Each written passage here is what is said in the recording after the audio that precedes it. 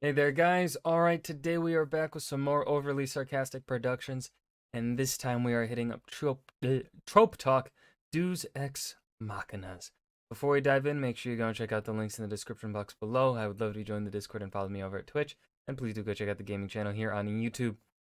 Now, Deus Ex Machinas typically, I feel like, are associated negatively, but this is one of those tropes where it's like not necessarily a negative thing.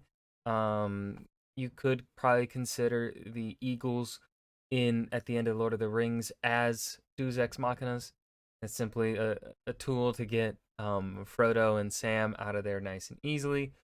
I don't know if I would necessarily consider those Deus Ex Machinas. I kind of have a very specific, I kind of think of a Deus Ex Machina as something that like essentially is something that comes out of left field to and like is the reason why the heroes succeed is kind of, which then of course is the typical, I think, negatively associated Deus Ex Machina. So we'll see exactly how Red covers this. Let's dive in. This video was sponsored by Campfire. I can't believe they swept out of nowhere and totally saved the day. That's why I wouldn't count the Eagles as Deus Ex Machinas. They don't really sweep in and save the day. I mean, yeah, they help with the Nazgul a little bit, but that's at least in the movie version. I don't remember what they do exactly in the book. If they come in and sweep in into the battlefield and help out in the front of Black Gate, or if they purely only fly over to go and get Frodo and Sam. Can't remember. It's been a while since I read Lord of the Rings. Do not plan on rereading it. I really did not like reading Fellowship of the Ring. It it was pain. I say this as someone that read the entirety of the Silmarillion too. Um, I'm also not gonna reread the Silmarillion. That one was also painful. One of the many key differences between fiction and reality is that the real world has a lot more stuff happening in it. An individual The person's life sadness. experience might seem rather narrow and uneventful, but they're surrounded on all sides by the turbulent chaos of trillions of other factors. The lives of the people around them, the complex socio-political climate of the slice of the world they inhabit, the day-to-day weather and its many factors, the gravitational and electromagnetic consequences of cosmic events billions of years old. So, much like an object spinning through space, there's always a chance they'll smack into something unexpected. A random twist of fate caused by someone halfway around the world they'll never meet or even potentially know exists causes a ripple effect that dramatically impacts the course of their life. An omniscient observer would be able to trace the Well, yeah, exact that makes confluence sense. of factors that led to this specific twist of fate happening, but to Joe Average, these events would seem arbitrary and surprising, a random intrusion into the otherwise predictable course of their life. They might credit it to karma or personal merit or the will of the universe, but ultimately, things just happen sometimes. This is such a fundamental concept to the way reality works that it's interesting how gauche it is to use it in fiction. Storytellers catch a lot of flack for coincidences, happenstances, or really anything that seems to come out of nowhere. No matter how realistic it is for unexpected things to happen, a lot of the art of storytelling is about guiding the audience through a linear journey Yep. with an internal logic that the audience can follow, introducing important plot-altering factors with insufficient And I think part of it comes from like the reason why the Eagles work is because when we see Gandalf use the eagle, at least in the movies, I can't remember how everything goes down in the books. Um, the we see Gandalf use the eagles. Um, I think he actually does it the same way in the book. Um, and if you read The Hobbit, we've seen Gandalf use the eagles before, request their aid, and so when they come in at the end of Lord of the Rings, it still makes sense. It doesn't necessarily come out of left field because we know, well, it's already been established two times prior within Middle Earth um, that Gandalf can call on their aid. Now, the reason why Gandalf can call on their aid, I don't think is explicitly stated in the text. I don't think it's stated in the text. I think it is said in the appendices, or if not, it is. I think it's in the appendices. So right, we're not gonna count that. In terms of justification within the text itself.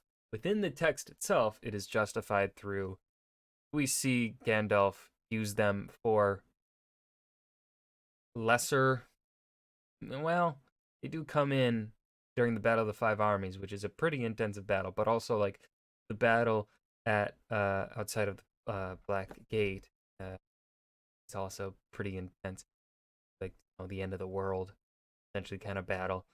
But anyways, we see Gandalf essentially it gets established, and if we just look at Lord of the Rings, the Eagles get established in a pretty minor role just to save Gandalf and get him out of Orthanc. Um, at one point in time, right? So I think it's isn't the Tower of Orthanc also like Isengard? Isn't that what it's called? I think so. I'm trying to remember everything. So I see. Yeah, it is. I'm gonna let Red keep talking. Build-up can feel like it's breaking I some lost my fundamental train of principle thought. of storytelling. This is why, for as long as it's existed, the trope of the Deus Ex Machina has been a smidge controversial. Deus Ex Machina, Latin for God from the Machine, is a concept that originated in ancient Greek theater. Tragedies would frequently be resolved by the sudden appearance of a literal god who would typically be lowered onto the stage by a mechane, a crane producing the illusion of flight. Euripides was a big fan of this trope, notably utilizing it in Medea when she escapes in Helios' golden chariot, in Helen when the Dioscuri appear out of nowhere to convince the king not to kill his sister for letting Helen escape, and in Alcestis when Heracles appears out of nowhere to save Alcestis from the underworld. Aristotle was one of this trope's earliest critics. As in the structure of the plot, so too in the portraiture of character. The poet should always aim either at the necessary or the probable. It is therefore evident that the unraveling of the plot, no less than the complication, must arise out of the plot itself. It must not be brought about by Deus Ex Machina. It should be employed only for events external to the drama. Within the action, there must be nothing irrational. Okay, so he's essentially saying, at least the way I can understand the big words here, that he is essentially saying it must come through from the plot. It cannot just like, even though it may be realistic to have this external thing come in, for the sake of storytelling, in poetry and whatnot, and in our stories, these things, the plot and everything revolving around this plot should be self-contained. Something should not come in into the plot, especially at the end, which I do kind of agree with. Which is why, again, I bring up the mention that I do not believe the Eagles are a Deus Ex Machina, because they do come in for Gandalf at previous points in time within the mythos of Blur. So yeah. Critics, stating that a story should be resolved by factors internal to the plot rather than external influences, which he saw as kind of a cop-out. Other critics of the trope expressed frustration that protagonists At the end of the old tragedies, there was a sense of metaphysical conciliation without which it is impossible to imagine our taking delight in tragedy. Where was that metaphysical consolation now to be found? Hence an earthly resolution for tragic dissonance was sought. The hero, having been adequately tormented by fate, won his well-earned reward in a stately marriage and tokens of divine honor. The hero had become a gladiator, granted freedom once he had been satisfactorily flayed and scarred.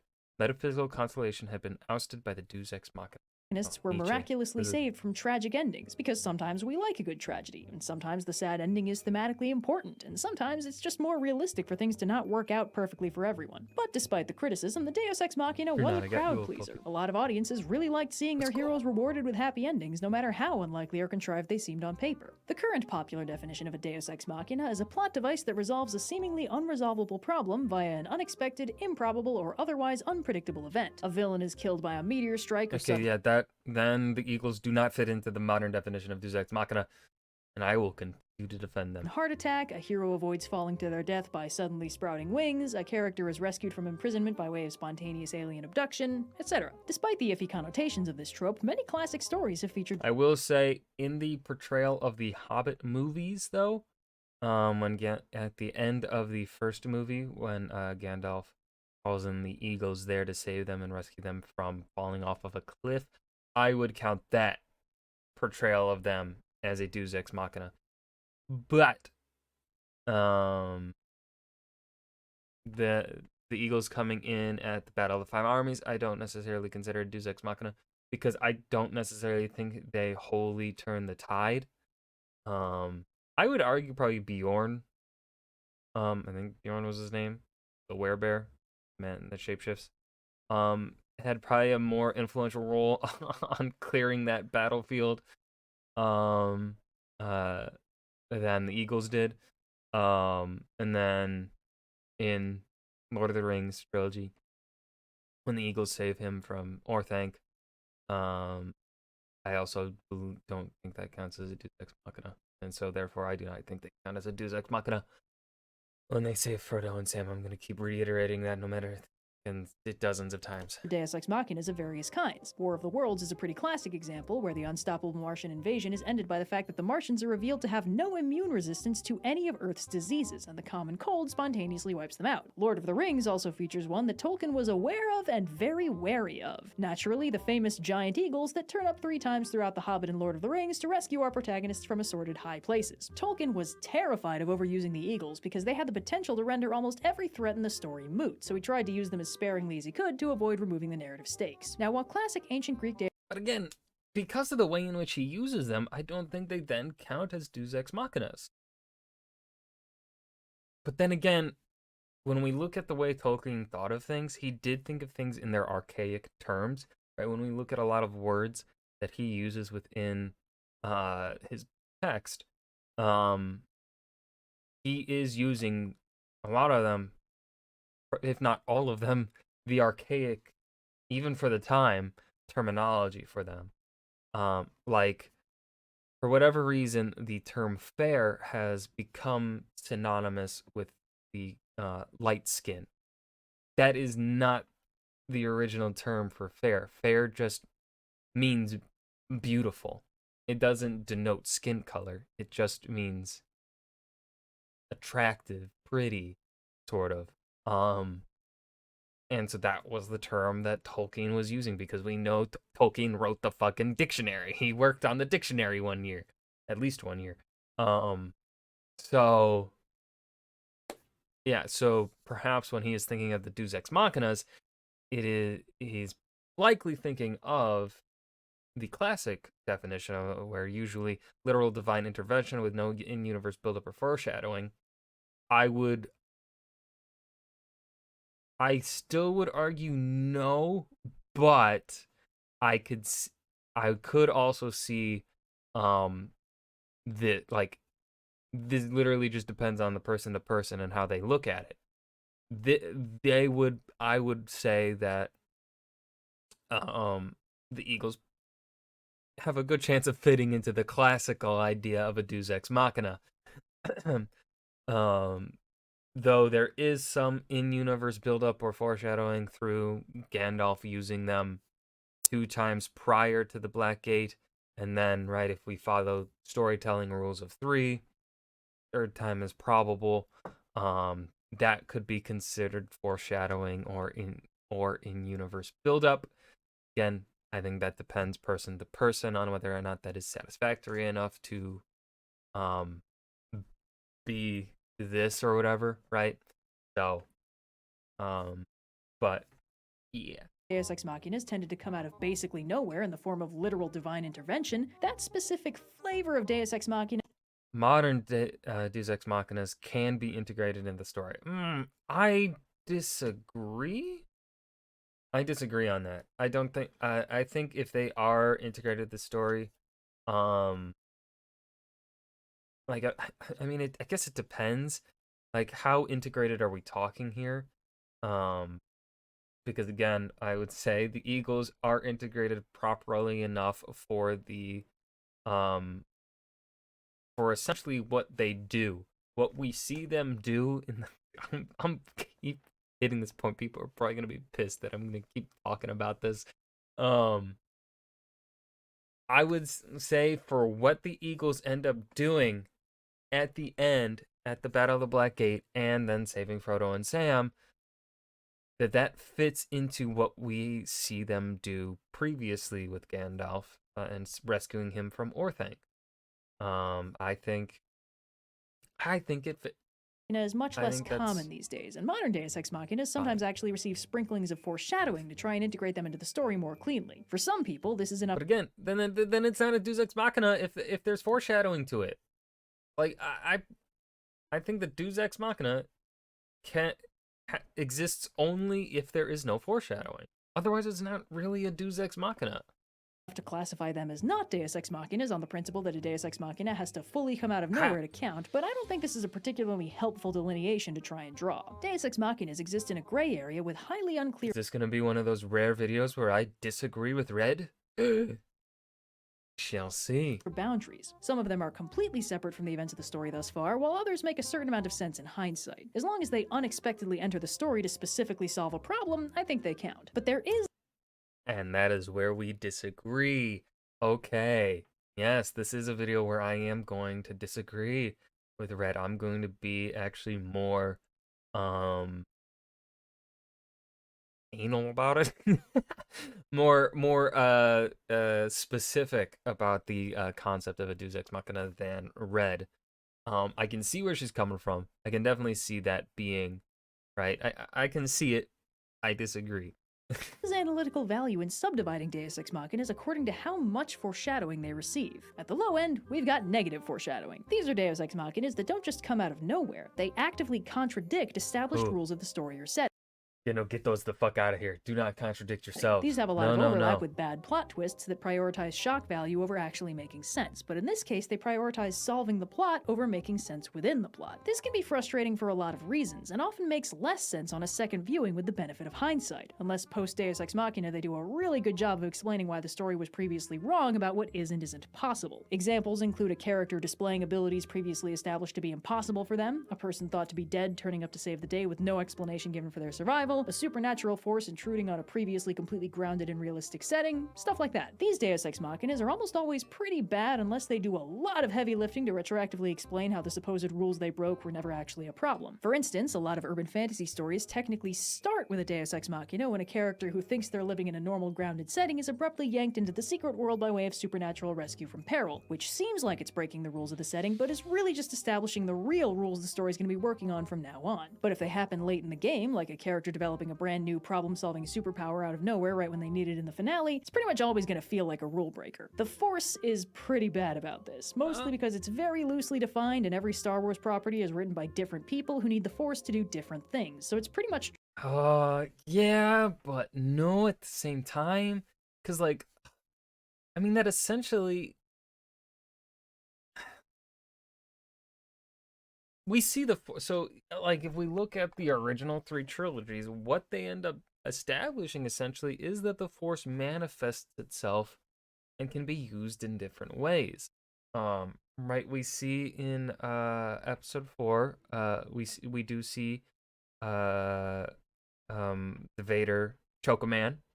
We see Obi-Wan use mind shit, and then we have Obi-Wan communicating to Luke while he's dead. In episode 5, we get a little bit more Force stuff. We see Vader just stop like a bullet or whatever with the Force, like get unharmed from a bullet using the Force, I think. And then yeah, we see more Force stuff in episode 5, and we see more Force in 6, and of course there are the technical and story limitations in the first 2. And then at episode 6, there was more freedom to show more. But essentially, what I think that does is that it helps establish for later writers, to have a lot of freedom with the Force, where I wouldn't necessarily call it a Deus Ex Machina. I would consider what happens in episode 9, though, with the healing, a Deus Ex Machina. And also I think when Grogu heals Mando, I think it was in season 1, I would consider those instances of Force healing as Deus Ex Machinas. But aside from, like, in terms of Star Wars, I would consider those Deus Ex Machinas, and it takes a lot for Star Wars for me to feel like oh, that was a Deus Ex Machina, and kind of get pulled out of the story. Episode 9, and then Grogu in that one episode. Those did pull me out a bit because it's just like, what? How?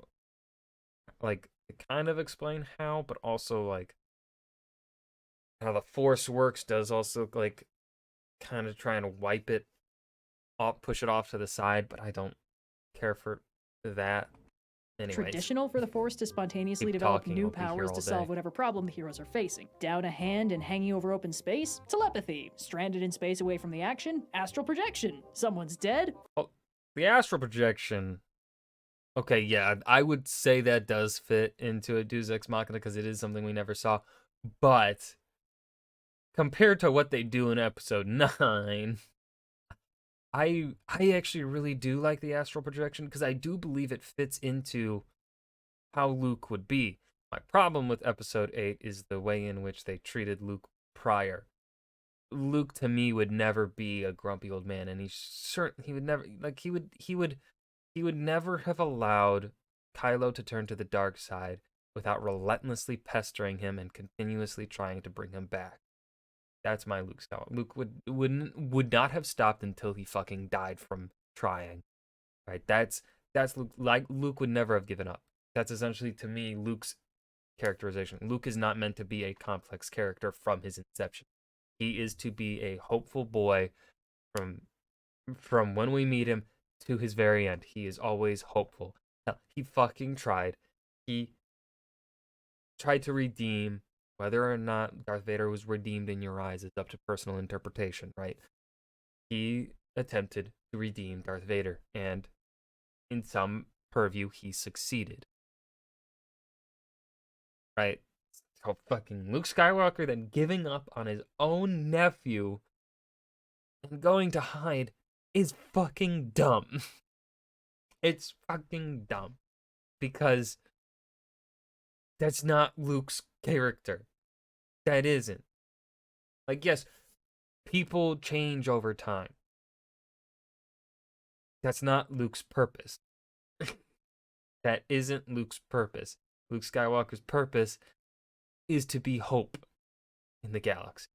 Force resurrection! Oh boy, nobody tell Anakin about that one. A step up from this, Yeah. we get no foreshadowing. This is what a lot of people consider the platonic ideal of a Deus Ex Machina. A day saver that comes out of nowhere with no overt plot point. And I wouldn't say, though, that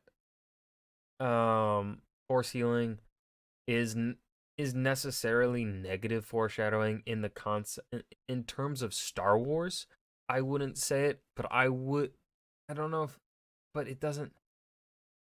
I feel like it might align more here because, again, like, I don't know, I feel like if you wanted Rey to have that power and Kylo to also have that power, I feel like it should have been something maybe started in episode 7, or something. Maybe it's a skill like Rey has just inherently, like they're like what Jedi Fallen Order essentially establishes with Cal Kestis's ability, in which he can hear force echoes and stuff like that, right? What that establishes, which could have been used for episode 7, 8, 9, even though uh it was made Jedi Fallen Order was released, I think, just a few months before episode 9 was. What Cal Kestis essentially establishes, what that story establishes, is that some Jedi there are some Force abilities that are rarer, and only certain people will have them, or at least certain people may just be more inherently capable of those abilities. And I think that's fine in the scope of how Star Wars has established its magic. I love Jedi Fallen Order and the way it establishes that power. It was a really neat trick to have, for Cal Kestis to to tell the audience certain stories outside of the main story, right? If the player feels like exploring the maps, they can get these force echoes, right? It was a neat way of getting information and lore and stuff like that. I really like that. And so they could have established, if they had plotted out the trilogy beforehand, for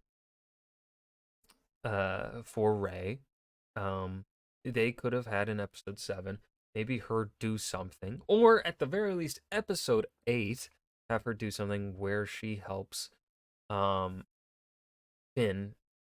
recover. Like either at the end of episode 7, she does something to help Finn recover, or in episode 8, after meeting with Luke, she helps Finn recover or whatever. Of course, though, then the timing is weird for episode 8, but okay, so let's go with episode 7. In episode 7, she helps him heal. She does something where she's just trusting in the Force, which has been established previously to be a thing that can work, right? People would believe just closing your eyes and trusting in the Force, right? That is acceptable within the world of Star Wars, I would say. And then he heals, right? Maybe it's not something like she doesn't heal it perfectly, but she heals it enough to get him moving or something. I don't know. That would be enough to then have established. Then maybe episode 8 she does something a bit more with it, and then episode 9 she does something more with it, and you continue. Like, I don't necessarily dislike the idea of the dyad either. The dyad could be used as well to explain how, and I think this was what was intended.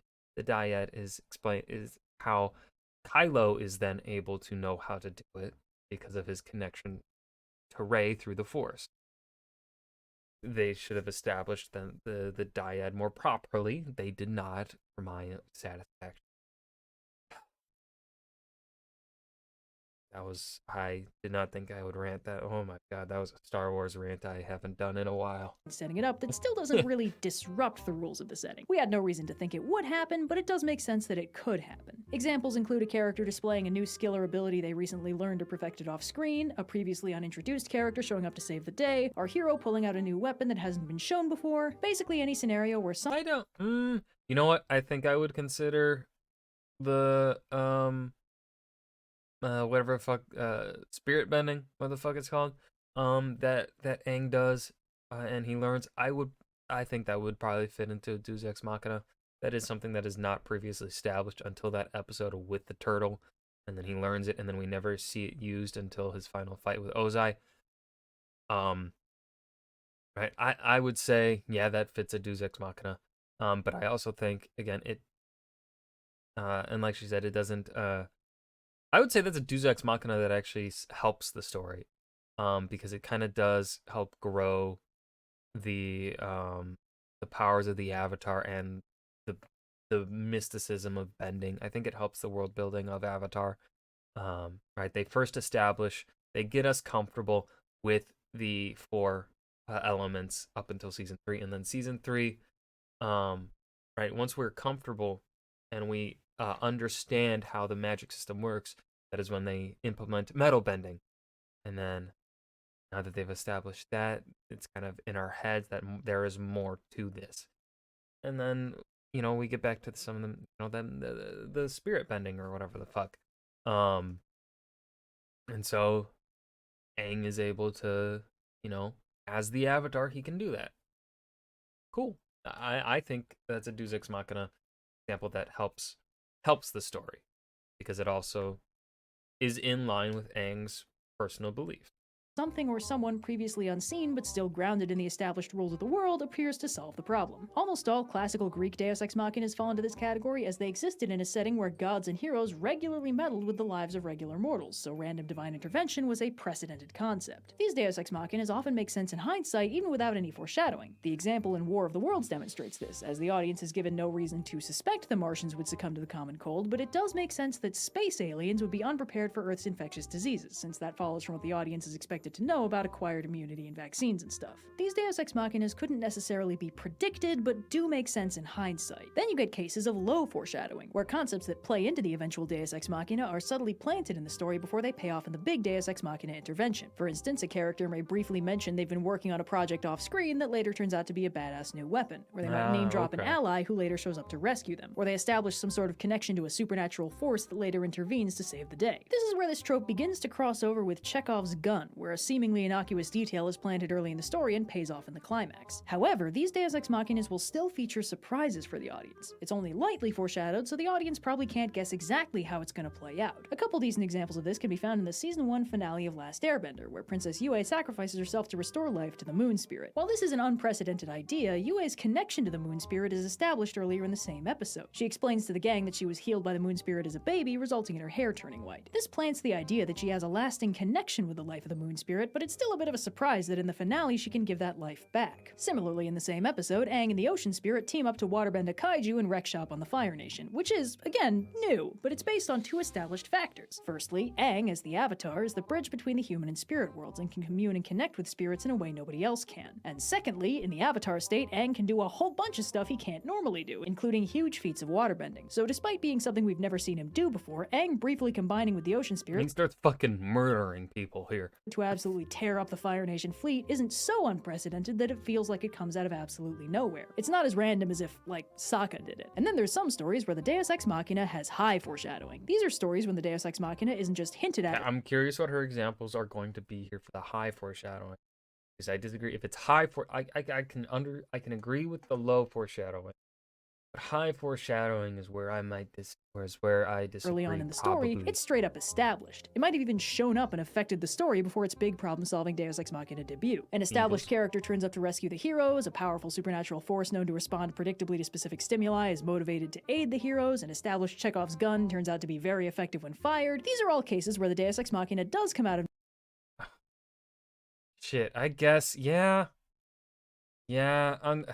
Damn, she's right. nowhere to solve the problem, but we already know the basics of what it'll look like when it does. You might question how this possibly counts as a Deus Ex Machina if the audience knows it's something that can happen and could thus theoretically anticipate its intervention, but just because something has been established to exist in story doesn't mean it can be relied on to show up when it's most convenient. Yeah. An example of this sort of Deus Ex Machina is the giant eagles that save Sam and Frodo in Lord of the Rings. You know what? I've been proven wrong. I agree with Red. Yep.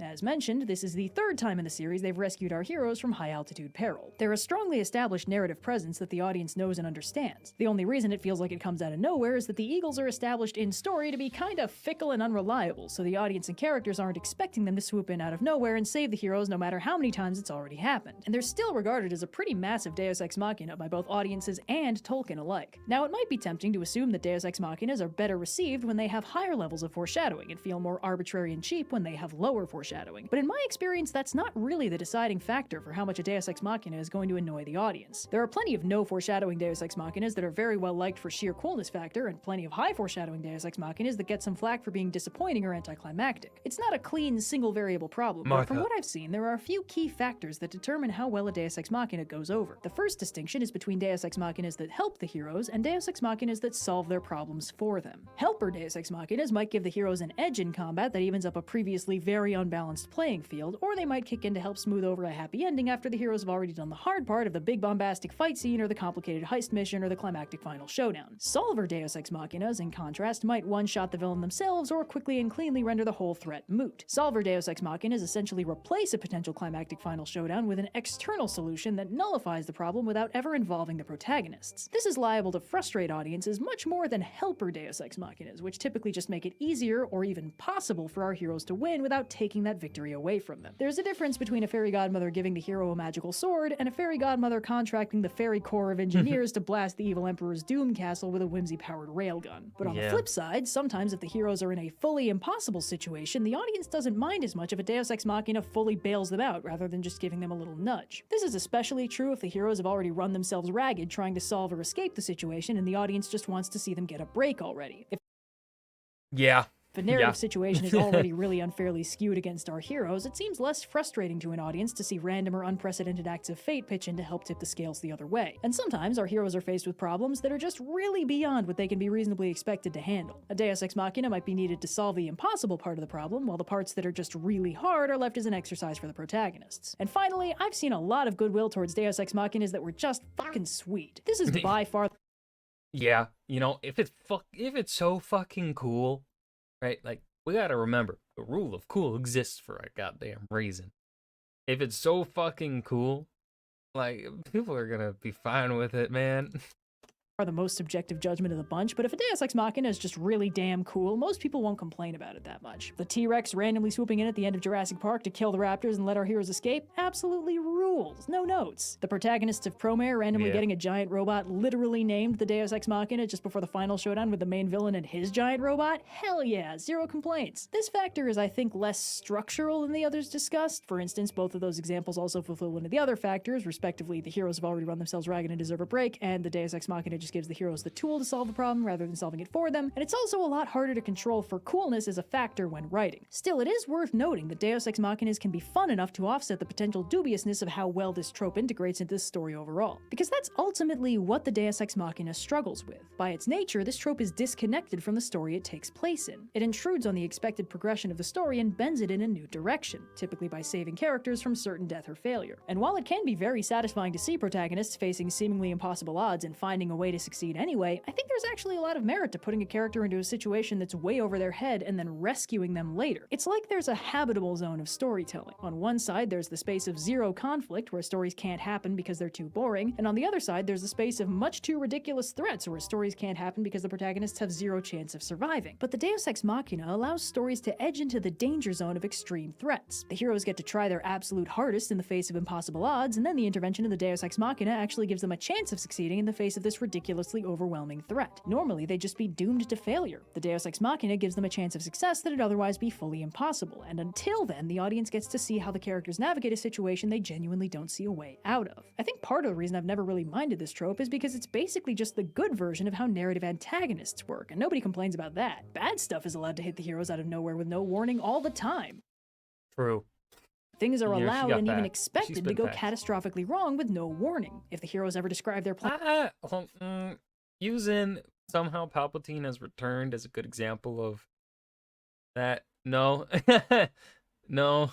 if their plan on screen, the plan is pretty much 100% guaranteed to fail at every possible turn to force the heroes into desperate improvisation. Beloved characters will be suddenly and tragically killed. Villains will inexplicably survive falls off of cliffs and into active volcanoes just so they can turn up and ruin our heroes' lives all over again. The universe of a fictional story is allowed to be an arbitrary and uncaring place only when it screws over the heroes to a frankly ludicrous degree. A Deus Ex Machina might be a narrative shortcut that lets the author easily bail the heroes out of an impossible situation, but it's no lazier than a Diabolus Ex Machina that randomly screws our heroes over for quick and easy conflict. Sometimes good things really do just happen, and sometimes that random easy twist of fate enables really cool stuff, like a T-Rex, or a giant robot fight, or our heroes surviving the dang movie. Especially after a long, complicated, and exhausting struggle to succeed, sometimes we just want to see our heroes get a goddamn break. So, yeah, and thanks again to And that was Trope Talk Deus Ex Machinas.